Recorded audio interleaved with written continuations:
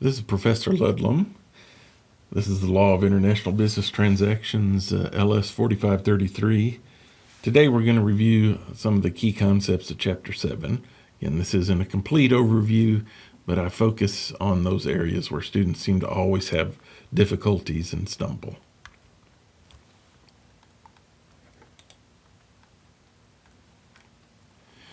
First is the documents that you involve in trade have to be negotiable instruments.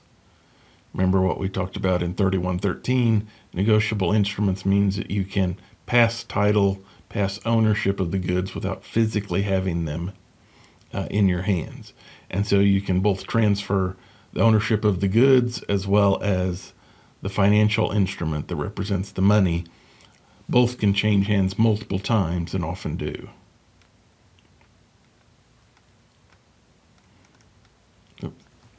One of the ways these transactions are done is through the SWIFT system. The SWIFT system is, again, a nonprofit idea. It's the way of transferring money electronically. Again, started out in the 70s when things were very basic. But now it allows lots of transactions to take place. Now it extends through most of the world. 209 of our 220 countries are involved in the SWIFT system. And so you can transact money electronically without having to physically either send a piece of paper or send the money. For example, I have a friend in Russia, and I can send him money from Edmond, Oklahoma, going to a local bank. And the next day he has money that he can withdraw in his account. It's all that simple because of the SWIFT system. It makes electronic transactions possible. Again, SWIFT was created in the 70s because we needed a way to process transactions much faster than paper and pencil, which was done back then. It started out very small, which is 15 countries. Now it's immense, over 15 million transactions a day.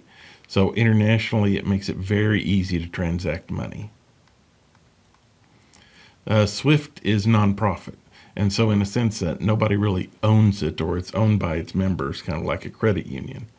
But it is not a for-profit enterprise.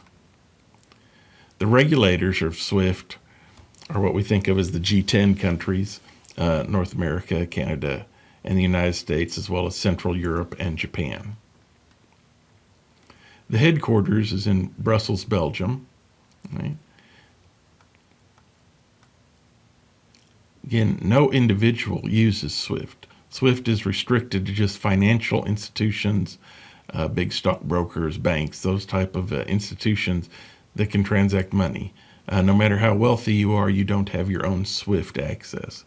It's all done from financially secure institutions. We've had a few incidences where SWIFT has been in the news. A few years after 9/11, it came to light that through pressure, SWIFT released a lot of financial records without any authorization in order to track down terrorists. More recently, because of Russia's problems, there have been pressures to ask SWIFT to kick Russia out of the SWIFT system.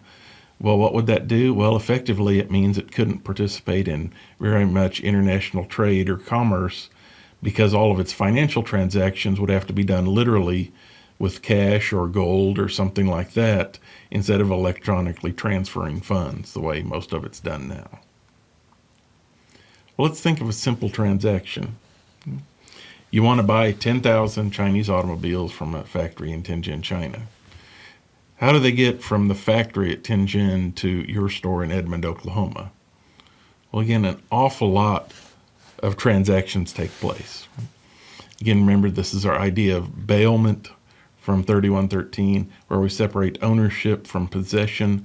There's a lot of folks who are going to possess the cars as far as transiting them from China all the way back to the United States. But at the same time, we may also change who's owning them at different points in the transaction. So from China, you put the cars on trucks, load them in a boat at port. Once they arrive in America, you load them onto trucks here and ship them to Edmond, Oklahoma. But of course, the idea is if you have negotiable documents that represent them, you can change hands of who owns the car and transfer the money as well through the negotiable instruments. Near and dear to our heart is, of course, the oil industry.